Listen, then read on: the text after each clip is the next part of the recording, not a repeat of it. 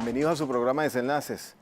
Hoy estamos celebrando nuestro tercer aniversario y qué mejor invitado que un constituyente. Ha sido presidente de la Comisión de Derechos Humanos de la Asamblea Nacional Constituyente en el año 1999. Fue diputado de la Asamblea Nacional por el Estado Anzoátegui.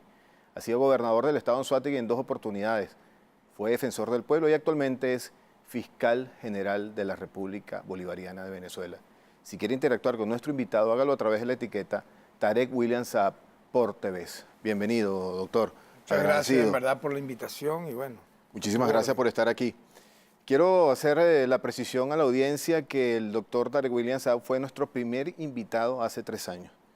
El 11 de abril del año 2016 inauguramos este espacio con su presencia. Recuerdo con esa oportunidad, doctor, hicimos un programa, si se quiere, temático, analizando un poco usted que vivió la represión del 11 de abril, de ese golpe a nuestro presidente Chávez. Fui detenido el 12 de abril, Exactamente. hasta el 13 que se retoma el poder. ¿Era usted diputado en esa oportunidad? Era diputado, era presidente de la Comisión de Política Exterior y ahí no respetaron inmunidad parlamentaria ni antejuicio de mérito y todo esto que ahora hablan, ¿no? Así es.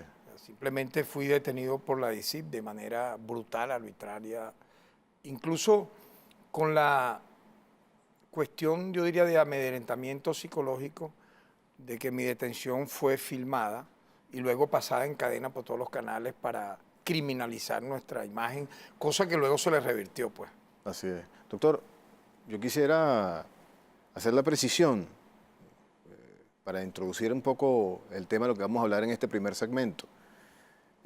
Hacer rememorar un poco lo que fue el 11 de abril, pero a la vista actual. Tenemos 17 años de ese fatídico momento donde la derecha venezolana se quitó las máscaras y actuó brutalmente en contra del presidente Chávez, de las personas que lo seguían, los revolucionarios, de usted que era diputado en esa oportunidad. Y hoy en día tenemos una persona que se autoproclamó también presidente de la República. La historia es cíclica, Sí, doctor. así es. Dicen los chinos que el tiempo es una rueda.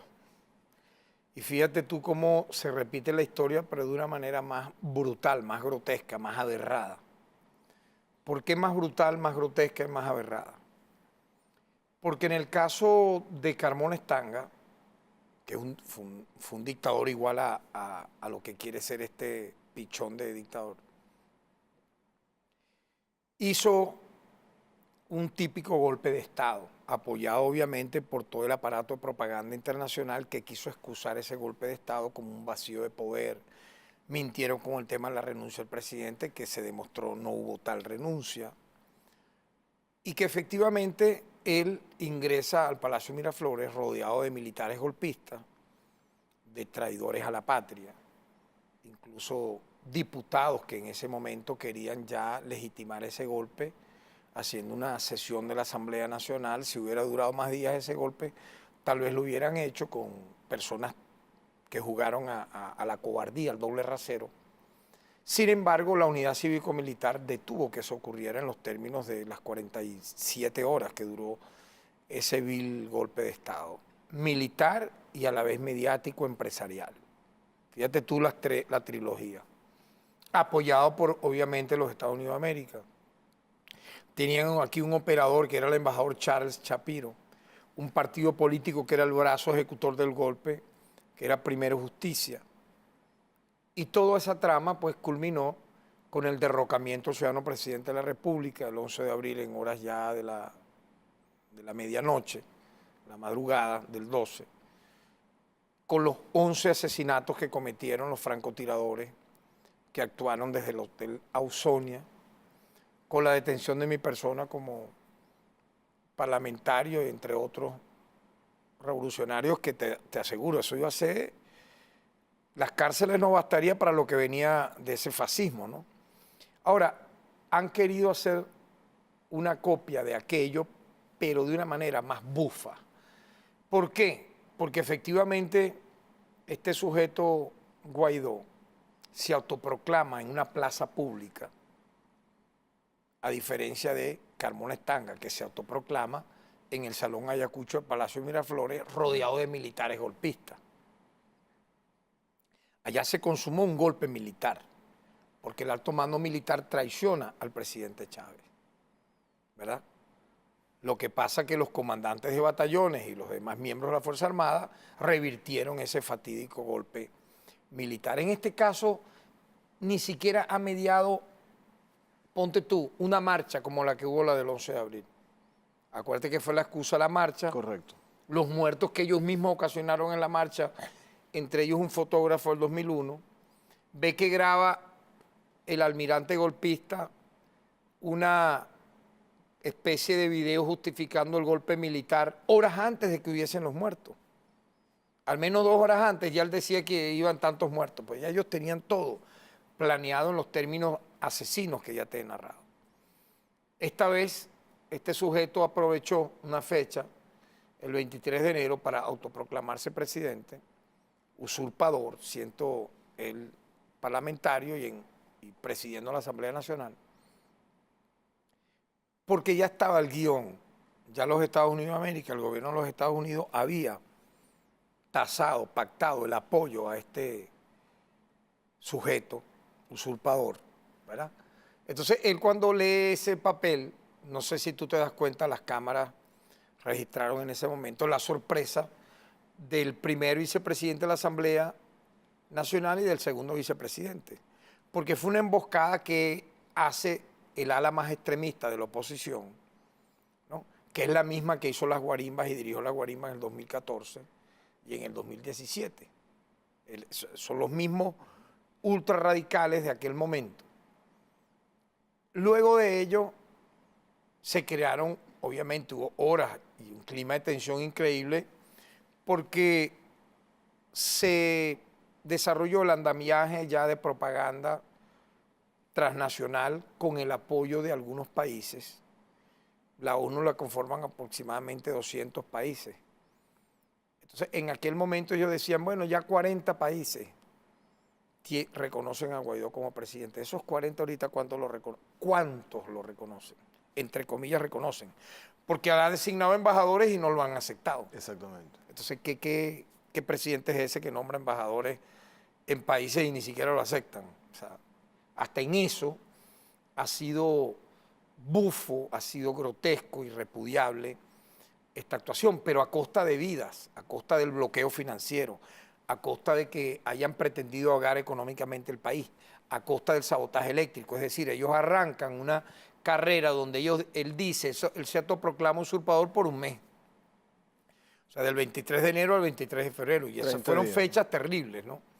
Ve que las horas posteriores al 23 de enero fueron de mucha tensión en Venezuela, de mucha violencia y de mucho daño para la paz pública nacional, que obviamente son violaciones al orden constitucional que me llevaron a mí como fiscal general a solicitarle al TCJ medidas, ¿verdad?, para asegurar, pues, a este señor que está al margen de la ley, que está subyúdice, que él desacató prohibición de salida al país. Correcto. Él la desacató, y las otras de carácter económico.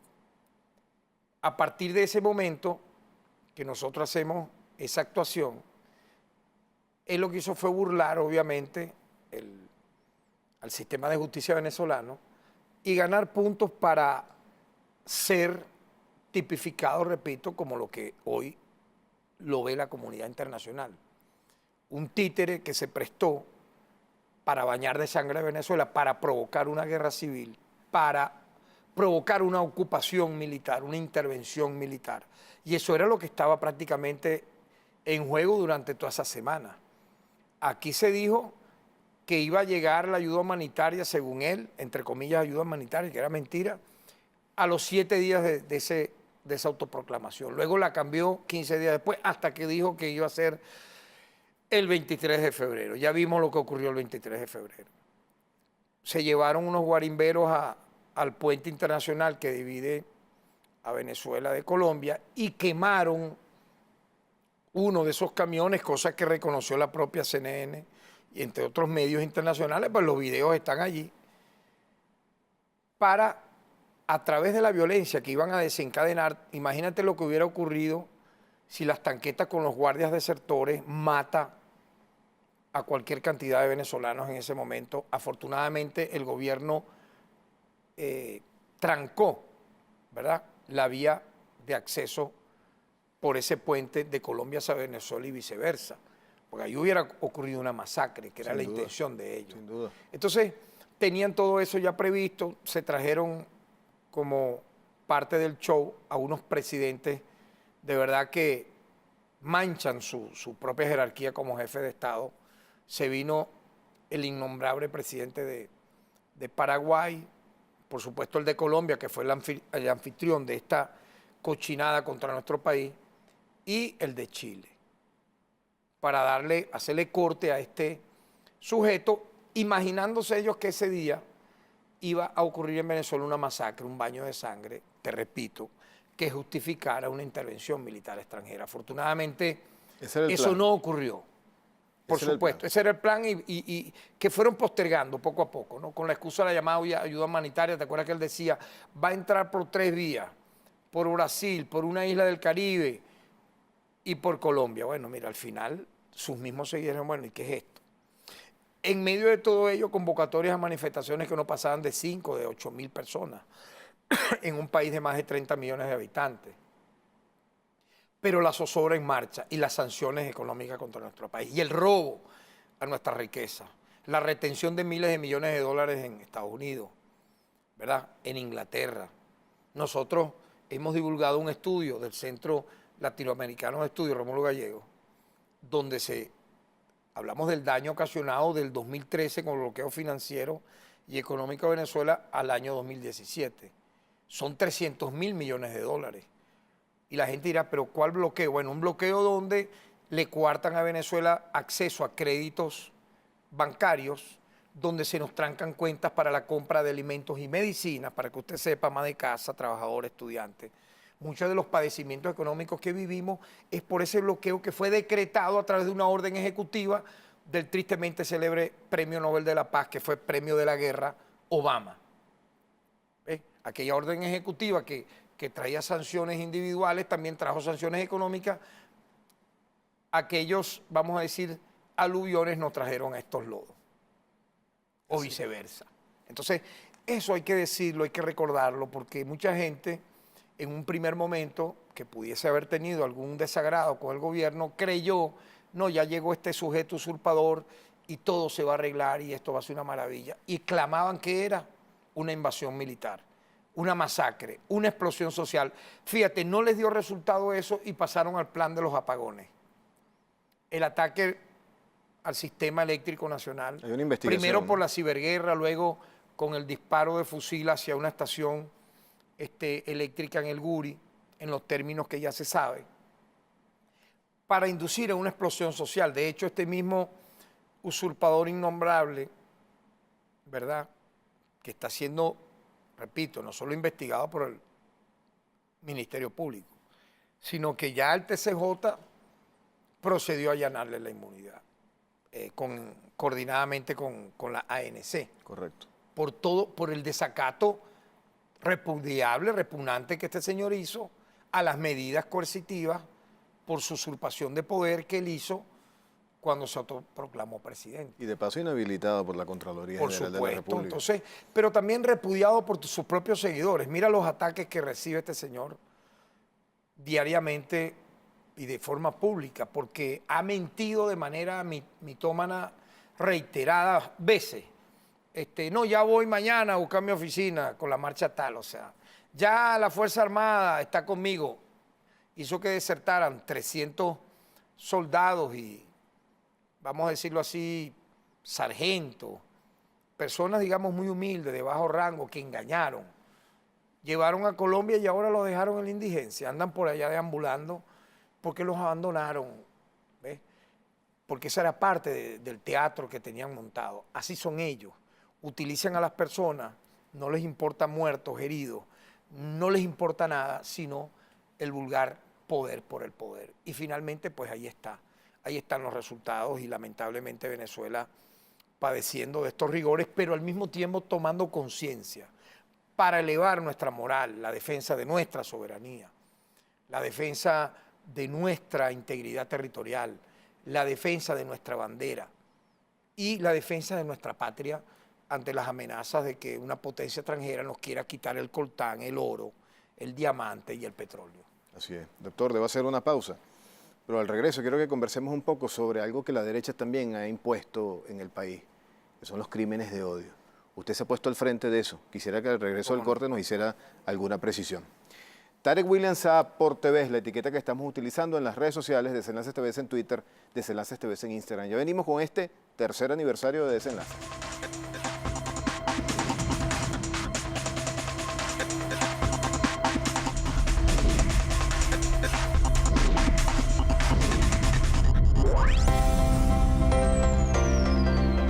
Jefe, este mensaje es para desearle un feliz aniversario, que sigan los éxitos en su programa.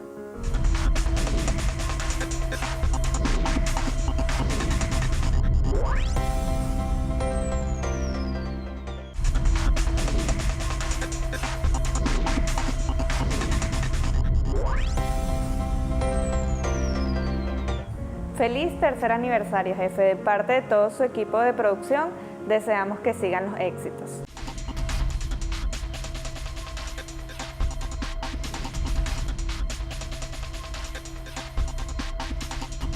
Seguimos con más en su programa Desenlaces. Quiero expresar por esta vía el agradecimiento por esos saludos que ustedes han visto al aire, el personal que trabaja tras cámaras, que es mucho más importante que los que estamos al frente, porque sin ellos nada de esto sería posible. Gracias por acompañarme durante estos 3 años. Doctor, habíamos dejado en el aire el tema de los delitos de odio, que lamentablemente se han puesto de moda. Yo quisiera que usted le explicara a la audiencia qué es un delito de odio y qué está haciendo el Ministerio Público para luchar contra ello. Bueno, sí, efectivamente, yo recuerdo cuando era titular de la Defensoría del Pueblo, cuando me tocó ejercer ese cargo, entre el año 2015, 2016 y la mitad del 2017. 2 años y medio muy duros, pero de mucho aprendizaje. De hecho, prácticamente todo el equipo que me acompaña en el Ministerio Público lo fui formando en la Defensoría del Pueblo. Y me llamó mucho la atención que las agresiones a las cuales eran víctimas, en este caso miembros del Partido Socialista Unido de Venezuela, o, fíjate tú, algo incluso hasta más aberrado, personas que podían parecer ser miembros del partido de gobierno, chavista o progubernamentales, por su color de piel o por tener una camisa roja o por portar un uniforme de policía o de guardia, eran linchados, muchos quemados, otros agredidos y desnudados a un punto casi de ser masacrados. Eso se dio en medio de las llamadas guarimbas, que eso fue prácticamente el preámbulo de una guerra civil que vivió Venezuela. Cuando este mismo grupo violento que hoy se apoderó de la presidencia de la Asamblea Nacional, que es el sector que lidera Voluntad Popular, el sector más extremista, más radical, más pro-imperialista, más anti-venezolano que pueda tener la oposición venezolana, porque los otros factores le hacen coro a este sector, no se oponen, o sea, ellos dicen ser diferentes, pero en el fondo actúan de la misma manera, puesto que cooperan, colaboran con ellos en esta actuación, ya que sus jefes políticos no son ellos mismos. Sus jefes políticos están, como ya tú bien sabes, en los Estados Unidos de América, porque de ahí es donde salen los voceros. Por cierto, a amenazar de muerte a quien te habla. O sea, ya el más reciente fue el senador Marco Rubio. Antes John Bolton, o sea, el llamado asesor de seguridad de la Casa Blanca. Lo llaman a uno con nombre y apellido para amenazarlo prácticamente de muerte, ¿no? Fíjate tú qué cobardía, porque ellos creen que uno es cobarde como ellos, que se va a amedrentar porque te amenacen de muerte para que tú no hagas el trabajo en defensa de la institucionalidad democrática de tu país y de la Constitución. Nosotros no nos vamos a dejar amedrentar, como ya lo dije muchas veces, ni por voceros estadounidenses, ni por el jefe de la CIA, ni por nadie, porque sabemos el papel y el rol que tenemos que cumplir en esta etapa de nuestra vida. En tal sentido, yo recuerdo que todos esos días posteriores al apagón eléctrico y a todo esto, el usurpador, el autoproclamado, llamó a saquear todos los locales. Él dijo, vayan y roben los que tengan necesidad y estén pasando hambre. y se dieron saqueos en varios estados del país, cuyo responsable y autor intelectual es él. Ahí están los Twitter donde él mandó a saquear diciendo, yo no quiero hacer apología al delito, pero el que tenga necesidad, saquee. Bueno, imagínate qué es eso. Buscando que de manera artificial se creara aquí un clima similar al que ocurrió cuando imponen el paquetazo del Fondo Monetario Internacional el 27 de febrero, el 28 de febrero y los 3 primeros días de marzo. Vamos ya hacia el aniversario de esa fatídica fecha. Que usted conoce muy bien esa historia. Claro, porque nosotros fuimos activistas de derechos humanos en esa época y denunciamos muchas de esas aberraciones. Mira, el primer Comité de Defensa de Derechos Humanos al que yo pertenecí, parece mentira, yo estudiaba tercer año de bachillerato. Tenía 14 años de edad, estudiaba en el Liceo Alberto Carneval y que fue cuando comencé a militar en el PRD Ruptura, que tenía comités de defensa de derechos humanos, frentes culturales, frentes estudiantiles y bueno, tuve vocación pues de irme por ese camino y bueno, fíjate tú todo lo que la vida me ha entregado a partir de ese momento, ¿no? 42 años para serle leal a mi patria en la militancia y la justicia por los derechos humanos. Esa experiencia nos lleva a explicar todo esto que he querido narrar en tu programa en base a tus interrogantes y a ser pedagógico. Entonces, fíjate, el crimen de odio, volviendo al tema de los derechos humanos, se tipifica como una violación a los derechos civiles de un ser humano. ¿Por qué? Porque atacan a alguien por su color de piel, por su ideología política, en este caso es por su ideología política, quienes han atacado y quemado. Entre abril y julio quemaron no solamente a Orlando Figuera, que es el símbolo de toda esa, vamos a decir, fenómenos de crímenes de odio en Venezuela. Lo quemaron vivo, lo persiguieron y hasta que no lo vieron muerto no lo dejaron en paz. Y la innombrable, quien en mala hora fue fiscal general de la República de Venezuela y hoy vive con toda la plata robada, rodeada de paramilitares en Bogotá, en ese momento justificó ese asesinato, diciendo, no, es que él se había robado un celular. Él no lo matan por ser chavista, sino como se robó un celular, lo mataron, no. Él lo matan porque era morenito, tenía una camisa roja, lo confundieron supuestamente que era un infiltrado y eso bastó para que lo quemaran. Supóngase usted que hubiese sido por robarse un celular. Es para que la fiscal general de la República, en aquella época, que estaba metida en el golpe de Estado en las guarimbas, claro, dijera que casi como que, bueno, estaba bien que lo hayan matado. Ocurrió igualmente con un motorizado en Lecherías, en el estado de Anzoátegui, mi estado natal. Luego que lo queman vivo, lo apedrearon y lo apalearon, le cayeron a palo y filmaron el asesinato para crear terror, amedrentar a la gente. Igualmente ocurrió en el estado Lara con aproximadamente 6 personas, entre ellos un teniente retirado de la Guardia Nacional. En aquel momento, el antiguo Ministerio Público, dirigido por una corrupta de 7 suelas que convirtió ese Ministerio Público en un cartel para robar, para saquear, para asaltar, ella y su esposo, sus directores, sus fiscales. Eso fue algo realmente, lo que conseguimos, algo pútrido, algo lamentable. Bueno, fíjate que he tenido en este momento, lamentablemente, que llevar a prisión a más de 42 fiscales. Es triste, pero hay que decirlo. Y hay otros que están siendo investigados. Fiscales superiores, 2 fiscales superiores están privados de libertad. Y estamos investigando a fiscales superiores por el delito de corrupción, porque ¿cómo tú explicas eso si de que de la nada, con un sueldo de fiscal superior o de fiscal o de auxiliar o lo que fuera, aparezca con esa riqueza, con esa bonanza? Bueno, yo no puedo permitir eso dentro del Ministerio Público y he puesto orden en casa y he dado el ejemplo. Quien consigamos haciendo estas cosas, por supuesto que pagará con cárcel. Se hará justicia por este lamentable y aberrado hecho. Entonces, en medio de toda esta escenografía, los crímenes de odio, nosotros dijimos, los llamamos así en una rueda de prensa, no puede decirse, decía yo, que estas personas son linchadas. Fue linchado tal persona por ser chavista, fue linchado tal militante, porque entonces es como un eufemismo, linchado, o fue agredido, o fue golpeado, o fue herido mortalmente, o fue asesinado. No, nosotros investigamos y dijimos, mira, hay un grupo de trabajo en Naciones Unidas que estos hechos los llama crímenes de odio. que tú seas perseguido y asesinado o atacado por tu color de piel, repito, por tu ideología política, por tu identidad sexual, por tu nacionalidad, incluso por la xenofobia, de que no te guste que seas de tal o cual país. Entonces eso genera los llamados crímenes de odio. En el caso venezolano el fenómeno se da porque grupos muy radicales y enfermos por las redes sociales y por todos estos autores intelectuales, algunos de ellos, por cierto, que deberían, yo diría, no solo ser desenmascarados con nombres y apellidos, como lo hicimos en una rueda de prensa,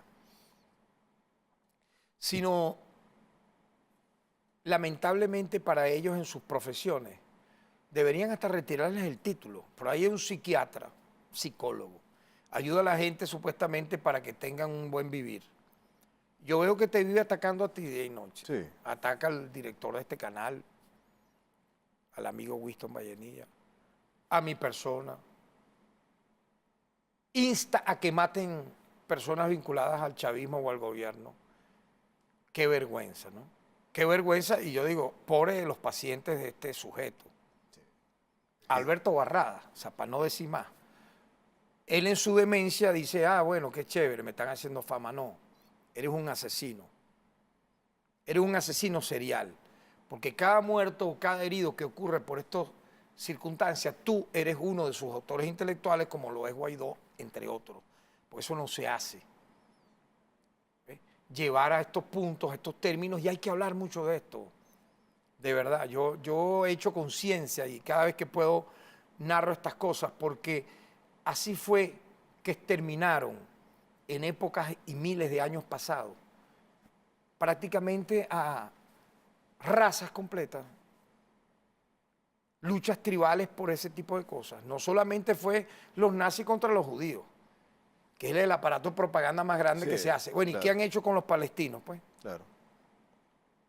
Fíjate tú, después los judíos, o sea, los sionistas, lo que le hicieron los nazis se lo hicieron a los palestinos en Palestina. Los despojaron de su tierra y los mataron, los exterminaron y los tienen por el mundo diseminados. Dicen que hay aproximadamente unos 6 millones de palestinos de varias generaciones diseminados. Eso es por crímenes de odio. O sea, no es solamente lo repudiable que hizo Hitler contra los judíos en Alemania, que lo repudiamos, que quede claro, sino también lo que hicieron luego los judíos sionistas contra los palestinos en Palestina o contra los árabes en el Medio Oriente. Generar guerras a cada rato en Irak, en el Líbano, en Libia. Entonces todo eso, y es lo que te debo alertar, mi querido televidente, mi querida televidente, lo quieren importar, trasladar a nuestro país, así como Colombia nos sembró paramilitares. ¿De cuándo acá en Venezuela los delitos los habían? Claro que sí. Pero tú veías que agarraban a alguien y lo descuartizaban con sierras eléctricas o con guamachetazos lo desmembraban. Eso es práctica de paramilitares colombianos. Que lamentablemente aquí hay 6 millones de colombianos, pero entre esos 6 millones, gente que se graduó, que se crió gracias a Venezuela. Así es. Pero también trajeron este tipo de personas ajenas a nuestra identidad para actuar de esta manera y por eso la alerta, ¿no? Si usted no quiere que su vecino o su vecina opina diferente a usted no tiene por qué perseguirlo y caerle a batazos y casi matarlo, como ocurrió, por ejemplo, con el papá de Vanessa. Ese es un caso que nosotros hemos librado la orden de aprehensión contra el sujeto que lo agredió. ¿Por qué vas a hacer eso? O contra la alcaldesa. Dentro de su casa, fíjate tú lo grave, habían menores de 7 y 12 años. Ingresaron allí y casi los mataron vivos a todos ellos. Un caso también simbólico reciente, sí, que nosotros hemos judicializado y que vamos a sancionar porque, te repito, son circunstancias brutales que no se merece este país. Si alguien piensa diferente a usted, respete su criterio, debata con él, preste sus argumentos y para eso está el sistema de justicia en caso de que alguien haya cometido o no un hecho punible. Pero no tomar justicia por mano propia. O sea, eso no lo vamos a permitir. Muchas gracias, doctor, por ese esfuerzo que ha venido haciendo en el Ministerio Público Y gracias también por la solidaridad a todas las personas que nos han escrito por los ataques que hemos recibido. Eso más bien nos fortalece. Así como usted dijo, no tenemos miedo, nosotros tampoco tenemos miedo y aquí seguiremos dando la batalla. Debo hacer una nueva pausa, doctor, y al regreso quiero que hablemos un poco sobre qué representa para Tarek William Saab la poesía. Ajá, muchas Tarek gracias. William Saab por TV es la etiqueta que estamos utilizando en las redes sociales, Desenlaces TV en Twitter, Desenlaces TV en Instagram. Ya venimos.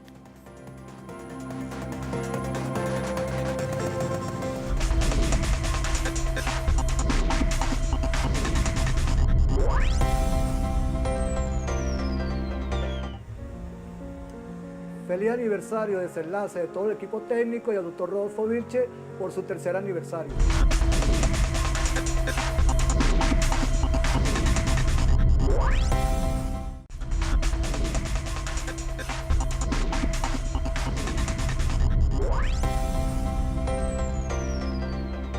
Feliz aniversario, Desenlace. Me siento muy complacido de pertenecer a este gran equipo.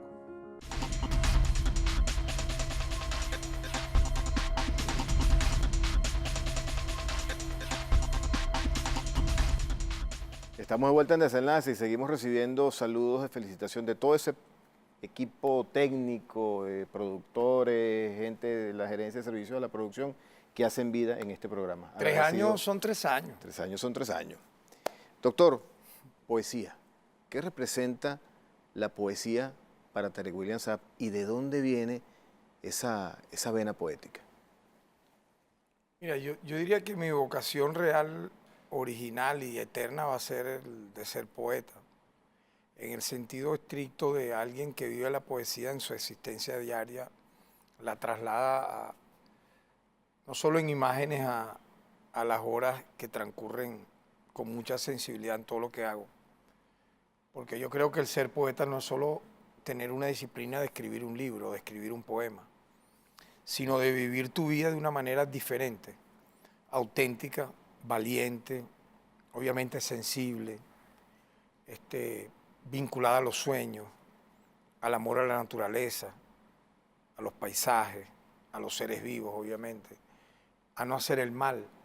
O sea, mi dimensión de lo que es la poesía no es la que tú pudieras haber imaginado de yo decirte el libro tal o el libro cual. Yo creo que es tu propia existencia que trasladas luego en una escritura o en una manera oral de expresarte poéticamente, en ser noble, en no hacerle daño a los demás, no premeditar como mucha gente hace con alevosía el crimen, el delito. Mira, hay gente que a mí me ha decepcionado de una forma tan grande que tú no te imaginabas, incluso gente joven, que no debiera ser tan contaminada, como también gente de edad.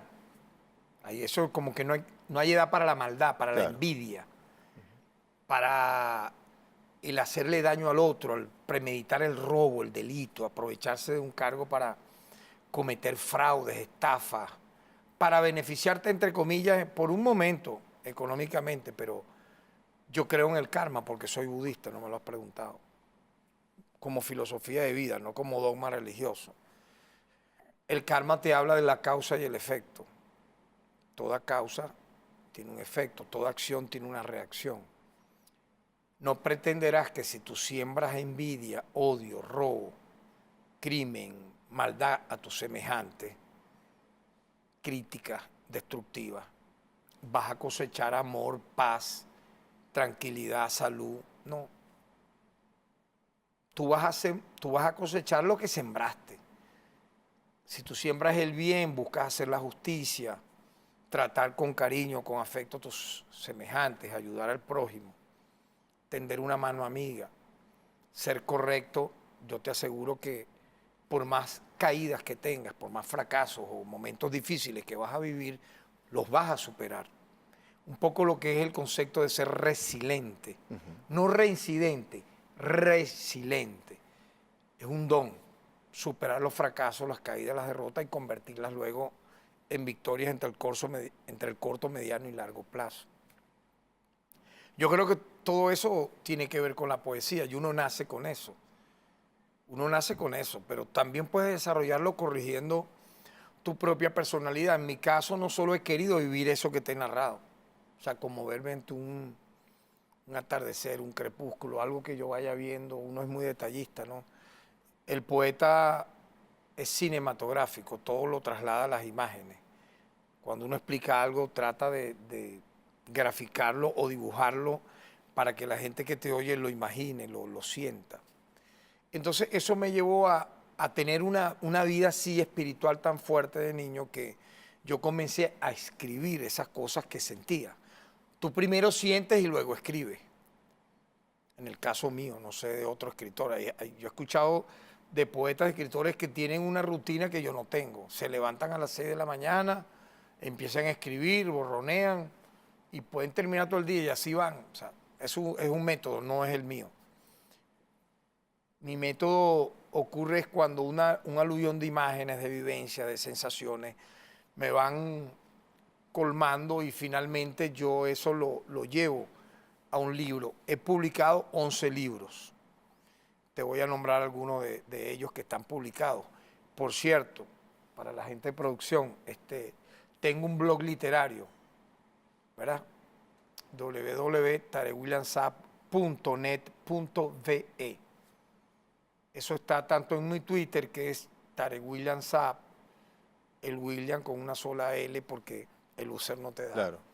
Y el @ en Instagram, Tarek William Saab H. En la bio que uno tiene allí, la pequeña biografía, aparece esa página. Incluso tú la tecleas y se abre la página donde hay aproximadamente 200 textos, críticas literarias que han hecho sobre mi trabajo y las portadas de los libros, El hacha de los santos, Príncipe de lluvia y duelo, Al-Fatah, Ángel caído ángel, Los niños del infortunio, que me preguntabas a cuántos idiomas está traducido, en físico al chino como libro, pero en internet en inglés y en urdú, que es el idioma de Pakistán, porque ese libro nace de una visita, de un viaje que hice a Pakistán con los médicos cubanos en aquel tiempo, en enero del año 2006, donde logré y pude plasmar en un libro de casi 240 páginas. Lo escribí, por cierto, en 7 días, 7 madrugadas con sus noches. Descansaba de día. Imagínate. Y Fidel Castro, que es mi gran amigo en tiempo presente, al igual que Chávez, los nombro en tiempo presente, me invitó a visitar los campamentos de médicos cubanos que estaban en Pakistán, producto de un terremoto que había ocurrido en noviembre del año 2005. Yo visito a Fidel en diciembre del año 2005, lo visitaba frecuentemente desde que era parlamentario y después siendo gobernador, incluso estando enfermo también.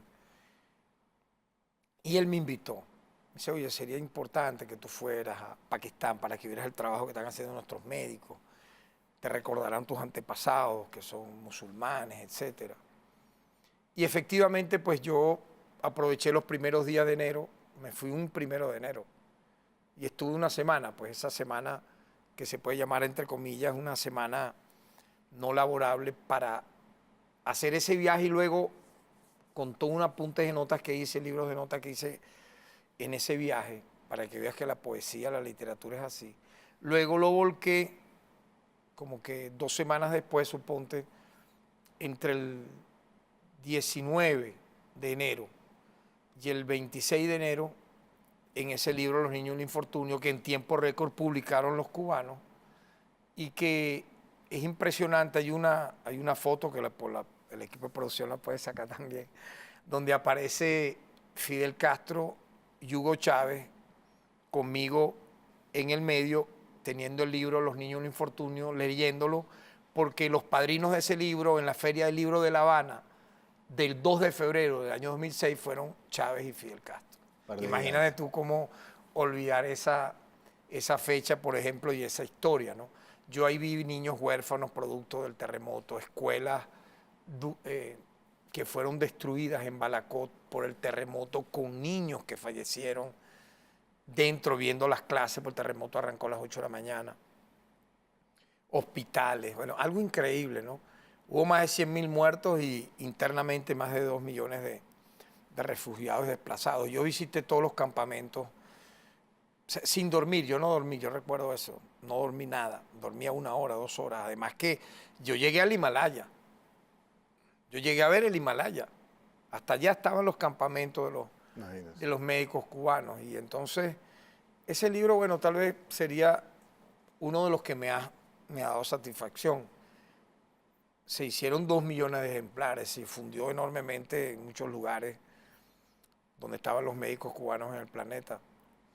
Pero bueno, como te decía, toda esta serie de libros que te he mencionado han hecho de mí alguien que siempre tiene que estar despierto, alerta, con los sentidos muy, yo diría, las 24 horas atentos para escuchar, para ver, para oír, para sentir, para palpar, para vivir, para ser alguien útil, más allá de mis errores y mis defectos que trato de corregir siempre en el camino, y los ataques producto de esa forma de ser de uno tan particular, porque tú no me preguntas, tú me preguntas por la poesía, yo te hablo del budismo, pero te puedo hablar también que parte de lo que soy se debe a lo que es el movimiento hippie.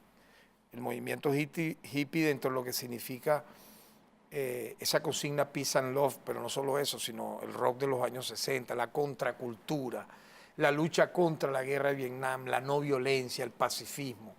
O sea, uno viene de todas esas escuelas. Yo nací en el año 62, por lo tanto a mis 56 años puedo decir que me agarró el coletazo de lo que fue el movimiento hippie siendo un niño que duró hasta el año 74, 75. Ya yo era un adolescente. Mis primos que yo visité en Curazao y vivían entre Holanda y Curazao eran hippies. Y eso todo, digamos, influyó en mí para ser esta persona que quiero ser, siempre sencilla, útil y combatir todos esos demonios de la mente, ¿no? Tú sabes que la mente, yo lo he dicho en otros programas, ¿no? El budismo habla de la mente como graficado a la semejanza del mono encadenado. Tú ves el video de un mono encadenado, él comienza a querer zafarse de la cadena con las manos, luego con los dientes. Cuando termina el video, tú ves al mono estrangulado por la propia cadena. La mente humana, si tú no la controlas, si no tienes el autocontrol, si no ejerces la calma, si no buscas el equilibrio, que yo sé que es muy difícil, o sea, te estoy hablando de esto y pareciera algo sencillo, pero no lo es. Claro. Debemos hacerlo. Eso forma parte también de la poesía, ¿no? Así es. Doctor, una nueva pausa y al regreso quiero que hablemos también de algo que usted ha puesto de moda. Los que lo seguimos en las redes sociales, sobre todo en el Instagram, Correcto. unas reflexiones. Yo quisiera que nos explicara un poco qué inspira a Tarek William Saab en esas reflexiones. Al regreso del corte. Muchas gracias. Tarek William Saab por TVS. Al regreso del corte estaremos con el fiscal general de la República en este tercer aniversario de Desenlace. Ya venimos.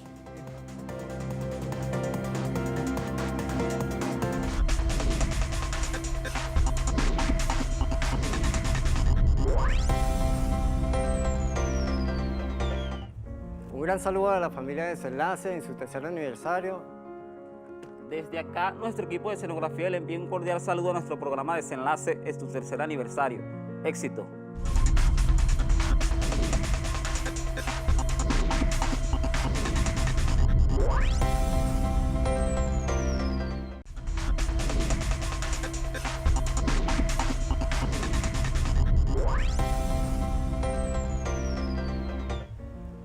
Hola, ¿qué tal? Quisiera aprovechar esta gran oportunidad que me brinda la Gran Familia TV para felicitar en su tercer aniversario al gran programa Desenlace, en especial al doctor Rodolfo Elviche y a su gran equipo de producción y en especial al gran equipo técnico que tenemos. Mucho éxito, doctor.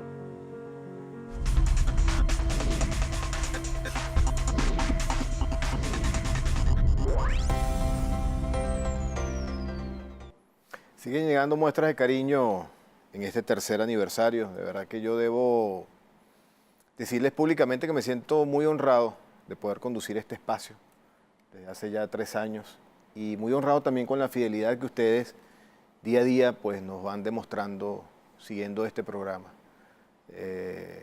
No hay dinero en el mundo que pueda pagar la audiencia y la fidelidad de ustedes hacia esta planta televisiva y hacia este programa en especial. Dejo también... Saludos a mi amigo Winston. Claro que sí, debo agradecer pendiente, está siempre, siempre. Está Debo agradecer. vigilando. Doctor, ¿usted sabe cómo comenzó este programa? el 11 de abril, yo le había sugerido a él que él hiciera un programa de corte político, de opinión. Exacto. Y él Que es dijo, uno bueno, de los pocos que existe en la televisión venezolana, no hay muchos. sí, son pocos. Entonces él me dijo, bueno, vamos a diseñar algo. Y al final me dijo, yo quiero que tú seas el ancla de ese programa. Y me encomendó la tarea, con miras a la celebración del 11 de abril, la conmemoración de ese día, que creara un programa especial. Y por eso lo escogimos a usted como primer invitado, porque tuvo un papel muy importante en lo que fue el 11 de Papel abril. simbólico más que todo. Sí. Entonces, salió ese programa al aire, el programa especial con usted de primer invitado, y luego él me dijo, yo quiero que tú continúes con ese programa. De hecho, el nombre y el eslogan de Desenlace, que dice toda historia tiene su desenlace, el nombre y el eslogan se lo debemos a él también, porque él también creó el nombre del programa y el eslogan. Así que bueno, agradecido por la amistad, por el cariño, por la confianza que ha depositado en mí el presidente de esta planta televisiva, Winston Vallenilla, que forma parte de nuestra familia, porque aquí en TVS somos realmente una familia. El presidente del canal está pendiente de los más mínimos detalles, doctor, de todos los trabajadores que hacemos vida aquí en TVS. Quisiera también tomarme el atrevimiento de agradecer a ese extraordinario equipo de producción que me ha acompañado desde hace 3 años, comandado por supuesto por la gerencia de opinión, donde está María Ángeles Fernández, agradecido por unas chicas que hacen un trabajo estupendo, muchachas jóvenes, dispuestas, proactivas, y que no es fácil conseguir unas muchachas hoy en día que le metan tanto a la política. Pero yo creo que eso es parte también del legado del comandante Chávez, de un país maduro, un país consciente con la realidad que estamos viviendo. Doctor, habíamos dejado un tema en el aire antes de ir al corte. Yo quisiera que nos contara un poco esas reflexiones. ¿De dónde vienen las reflexiones que vemos cuando visitamos el Instagram de Tarek William Saab? Bueno, sí, fíjate que he querido darle una, vamos a decir así, visión o uso diferente a mis redes sociales. Lo hacía en el Twitter antes de acceder a un cargo público. Recuerda que yo culmino 2 periodos como gobernador de mi estado natal, a quien siempre tengo presente. Quedó aquel eslogan, Tarek, el gobernador que más ha hecho por Anzoátegui. Winston me visitaba, recuerdo, siendo gobernador, y creo que llegó a amenizar varios eventos de motero.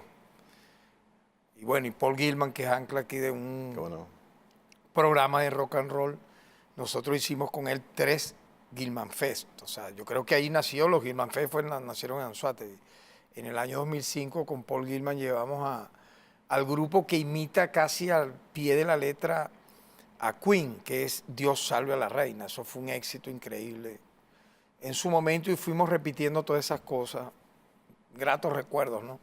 En la cultura, en el deporte, ¿verdad? Que hicimos obras, bueno, más de 10.000 obras de carácter material, puentes, hospitales, universidades, liceos, escuelas, con presupuesto nuestro, porque yo lo he dicho, el tristemente innombrable RR, que era presidente de PDVSA, le dio una orden a todos los gerentes que a mí no me dieran un gramo de asfalto para tapar un hueco. O sea, ya tenía él su pretensión no solo de traicionar, sino de acaparar todo ese dinero que se robó en la faja y que lanzarse con ese pote de dinero a presidente de la República. Lo que debe venir es para acá a ponerse a la orden de la justicia, como tenemos más de 100 gerentes y funcionarios presos por delitos de corrupción. En todo caso, te contaba que ese Instagram nace por querer darle un vuelco diferente a lo que, por ejemplo, comencé a hacer con el Twitter a partir del 2013 y 14, que sin tener un cargo público,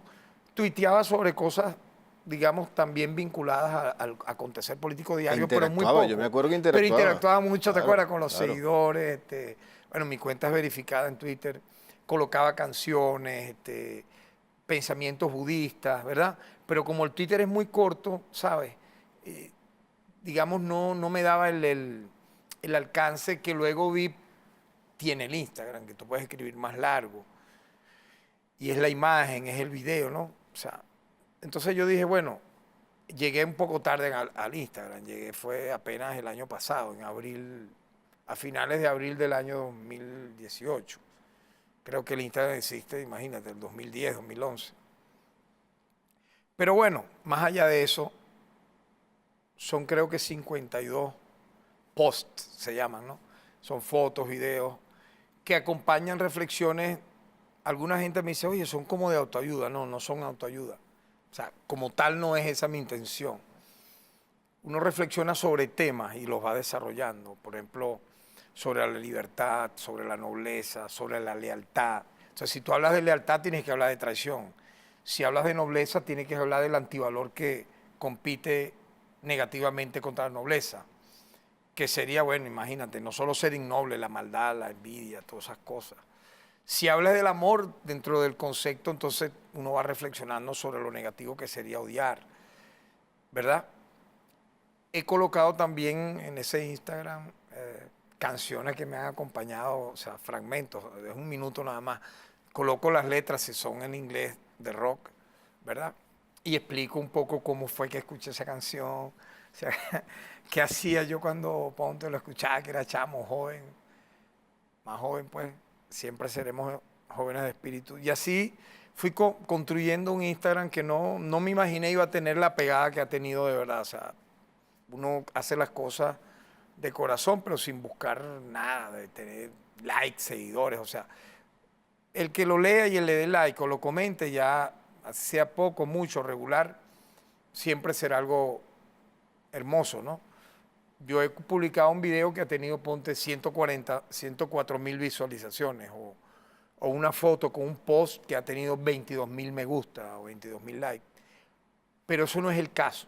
No sé si me capta. Sí, no es una competencia. No, no lo es, porque de repente he podido publicar al principio algunas fotos con pensamientos que han tenido 1.000, 2.000 me gustas, y eso no significa que esa reflexión sea menos que la otra. Correcto. No sé si me entiendes. Yo creo que es el que te lea, el que sienta lo que tú lees, y de verdad los comentarios han sido muchos, me han conmovido mucho, porque la gente interactúa mucho conmigo, no solo en el Twitter en su época, sino también en el Instagram. Y mayormente son gente positiva, gente que te lee y luego en base a lo que te leen te explican que a ellos le pasó algo similar y llegan a hacer una reflexión larguísima. O sea, que tú notas que sí leen, porque alguna gente me decía al principio, no, el Instagram es una foto y 4 palabras. Le digo, bueno, pero ¿y por qué yo tengo que hacer eso así? Si yo soy un poeta, yo tengo que escribir como un poeta, como un budista, no tiene por qué ser así. Y más bien escribo, yo diría, lo que da el tiempo y las letras de ese post en esa red social. O sea, trato de usar el mayor número de palabras e imágenes posibles para explicar esto que te narro, ¿no? ¿Qué le da felicidad a Tarek William Saab? Mira, tener paz y calma me da felicidad. Compartir con mis hijos me da felicidad, con mi familia. ¿Cuál es la mayor Estar con un ser amado inspiración? me da felicidad. O sea, imagínate, trabajar y sentirme útil me da felicidad. Porque la felicidad no es un tiempo permanente las 24 horas. El que te diga eso es un mentiroso. La felicidad son momentos, son instantes que en el día pueden ocurrir, en el otro día también, un día tal vez no con la misma intensidad. Hay felicidades que te pueden llegar, o momentos, instantes de felicidad, que te pueden llevar hacia las lágrimas de la conmoción que te puede dar. Pero yo creo que uno tiene que tener claro esas emociones, porque si te desvías de allí y vas a buscar estar con una sonrisa falsa las 24 horas, eso no es de ser felicidad. Eso es de ser un payaso de circo de 4ª categoría, o ser un chistoso de esos que constantemente está haciendo chistes y chistes sin sentido. O sea, ubiquemos la realidad de las cosas. De pronto esos son los más melancólicos, los más depresivos. Claro. No sé si has visto la historia de los payasos, muchos se suicidan o han hecho hasta películas de payasos Un poema que recita nuestro criminales. presidente, se llama Reír llorando. Un poema. Por eso te digo, claro, la felicidad es relativa, pero yo lo veo como momento, como instante. ¿Y la mayor inspiración? Bueno, vivir intensamente, o sea, estar vivo, sinceramente. O sea, ¿Por qué todo el mundo asocia a Tarek William Saab con la música? yo pienso que ha sido porque he difundido, no solo en las redes sociales, sino cuando fui gobernador de estado. Mira, mensualmente había o un concierto de música llanera o un concierto de un grupo de rock nacional o regional o un concierto inclusive de grupos internacionales que nosotros le dábamos de manera gratuita a nuestro pueblo, sin distingo político de raza, color y religión. Mira, allí llegaron a Anzoátegui grupos célebres, por ejemplo, para hablar de rock, así como te dije de Queen, los que imitan a Queen certificado legalmente, ponte, pero también de AC/DC. Nosotros llegamos a traer todos los grupos, no te lo voy a nombrar todos los grupos de rock nacional habido y por haber, pero también de música llanera, a todos los cantantes, todos los que tú puedas imaginarte, los llevamos. Había dos sitios para hacer eso. La concha acústica del Parque Andrés Eloy Blanco, que nosotros reconstruimos completamente de cero, lamentablemente hoy deteriorado y abandonado, y el Boulevard de Playa Lido, que también construimos frente al mar. Primero hicimos los espigones, luego el Boulevard, que tiene varios kilómetros. Hicimos 5 bulevares, entre ellos uno, la Virgen de 13 metros, la Virgen del Valle. Entonces, claro, yo creo que también es eso, ¿no? O sea, porque la música es poesía, ¿sabes? No es un hecho solamente de oír un instrumento, es la letra. Pero la poesía también es la imagen, es la fotografía. Yo siento que la poesía está en todo lo que uno pueda hacer.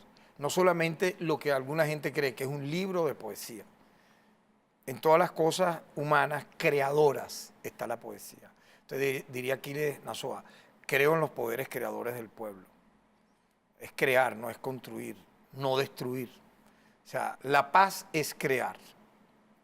La guerra es destruir. La paz es construir. La guerra, bueno, es exterminar. Entonces, ¿está en paz Tarek William Saab? Sí, de verdad que sí. Yo creo que eso es algo, eso es una lucha diaria, ¿no? Imagínate, todas las tensiones que uno tiene, todos los ataques, las amenazas, las acechanzas desde niño. Yo siento que he ido poco a poco moderando, buscando ese equilibrio que dicen los budistas, que es el camino recto. El camino recto, el equilibrio. Nunca he sido extremista, nunca he sido una persona radical, nunca me he ido a las polarizaciones inútiles. Me gusta siempre conversar, perdonar. El perdón te libera. Pero eso no significa que tú olvides el daño. Claro. Pero tú no puedes vivir con ese odio toda la vida, oye, independientemente del daño que te pudieron haber causado. Y eso está dentro también del cristianismo, no solo el budismo. El budismo habla de la compasión, el cristianismo de la misericordia. En todo caso, todo eso está vinculado a estar en paz, a buscar la paz, a estar en calma, ¿no? Doctor, le confieso algo, debo terminar, pero nosotros nos conocimos hace más de 20 años en la Plaza del Rectorado de la Universidad Central de Venezuela. Imagínate tú. Y nunca pensé que el primer programa lo iba a hacer con usted. Muchas y celebrar gracias, el de tercer verdad. aniversario con usted De verdad. también me honra. Sí, Le de agradezco verdad, la muchas amistad, gracias. le agradezco siempre la preocupación, siempre estar pendiente de nosotros. ¿Cómo no? Así que Y muchísimas así va a gracias ser por estar siempre, aquí. consecuente y leal. Pues. Así es. Gracias, Muchas poeta. gracias. Muchas gracias. Quiero también decirle gracias a la vicefiscal general de la República, la doctora Beisel Loreto, que fue cómplice para que usted pudiera estar aquí hoy. Fue el enlace de tu. Fue el enlace. Y nosotros pusimos el desenlace. No, está bien. Todas las historias que hemos recreado en estos 3 años nos han nutrido a todos nosotros, sin duda alguna. El equipo de producción, a mí en lo personal, me han hecho crecer siempre aprendiendo de los entrevistados y presentando para ustedes temas de actualidad que yo entiendo que el ciudadano venezolano está ávido de conocer. Así que esas historias que hemos presentado en estos 3 años nos han nutrido y nos obligan y nos comprometen cada día a hacerlo mejor por ustedes. Así que quiero darles las gracias por esta lealtad, por esta compañía durante 3 años y esperamos que sean muchos años más. Por allá hay una torta para que la piquemos y sientan ustedes en sus hogares y en sus lugares de trabajo que están aquí con nosotros compartiendo este pastel de celebración de cumpleaños. Quiero despedir hoy de una manera diferente con un video que ha preparado el equipo de producción y la gerencia de imagen y promociones en la voz de ese gran locutor, el señor Winston Vallenilla, padre. Nos vemos en una próxima entrega. Agradecido. Familia.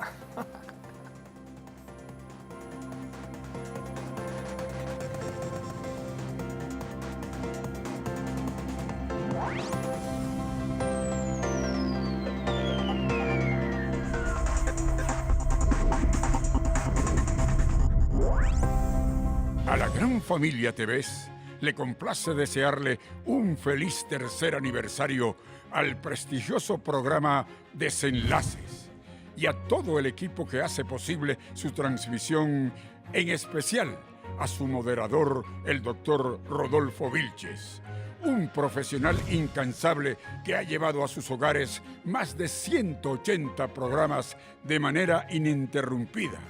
Quiero felicitar a toda la familia de Desenlaces. Cada historia tiene su desenlace y definitivamente el desenlace de esta historia ha sido exitoso. 3 años y los que faltan. A todo el equipo, a toda la gran familia TV's, mi abrazo fraterno y mi aplauso para ustedes. Y por supuesto a mi amigo Rodolfo Vilches, el doctor Rodolfo Vilches, excelente trabajo, dando la batalla comunicacional en defensa de la patria.